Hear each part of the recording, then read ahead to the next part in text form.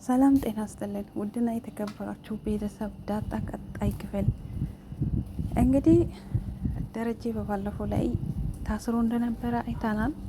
ደረጀ ዛሬም ያው እስር ቤት ውስጥ ነው። ኤቢ አባቴ አስወጣለሁ አባቴን አስፈታለሁ ብላለች።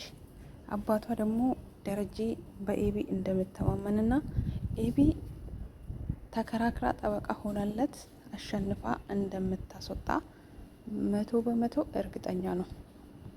ስለዚህ ኤቢም አባቴን አስወጣለሁ በማለት ቃል ገብታለታለች። ማርታ ግን ግራ ገብቷታል። ምን ላድርግ? ማርታ ሁለት ነገር ሆኖባታል። እዛ ጋር እህቷ ናት፣ እዚህ ጋር ደግሞ ደረጀ ባለቤቷ ታስሯል።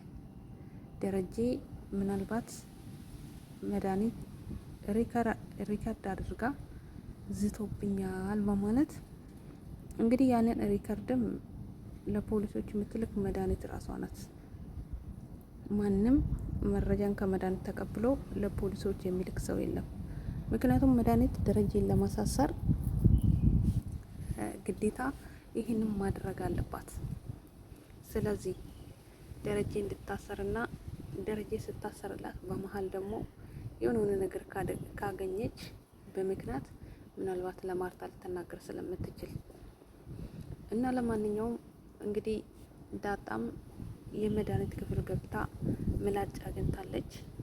ምላጩም መድኃኒት እጇን እንደቆራረጠች ወይም ደግሞ ራሷን ቆራርጣ ደሙን እንዳፈሰሰችው ነው የተረዱት ማለት ነው። እሱም እንደ አንድ ምስክር ይያዛል። ነገር ግን ኤቢ እንግዲህ ፖሊስ ጣቢያ በመሄድ መረጃው ስጡኝ፣ መረጃውን አትደብቁ፣ መረጃ የተላከበትን ስልክ ቁጥር ፈልጋለሁ በማለት እንግዲህ ፖሊሱ አልሰጠሽም በማለት ብዙ ተከራክሯት ነበር። ኤቢ ግን መረጃን መከልከል ወንጀል እንደሆነና በሕግ እንደሚያስጠይቅ በትክክልም ስታስረዳው በፍርሃት ልክልሻለሁ በማለት ስልክ ቁጥሩን ልኮላታል። እሱንም ከዳጣ ጋር ሆኖ አይገርማቸውም። ግን ሁለት ጀግና ሴቶች ደረጀ ወልዷቸዋል። ዳጣና ኤቢ ለአባታቸው በሚገባ ቆሟል። ኤቢ ድሮም ጎበዝ ናት። አሁን እንግዲህ ሁለት እህቶች ተጋግዘው ናታንም አለ ምስጢሩን የሚያውቅ እሱም ያግዛቸዋል። ግን አባታቸውን ለማስወጣት የሚያደርጉት ድርጊት በጣም ደስ ይላል።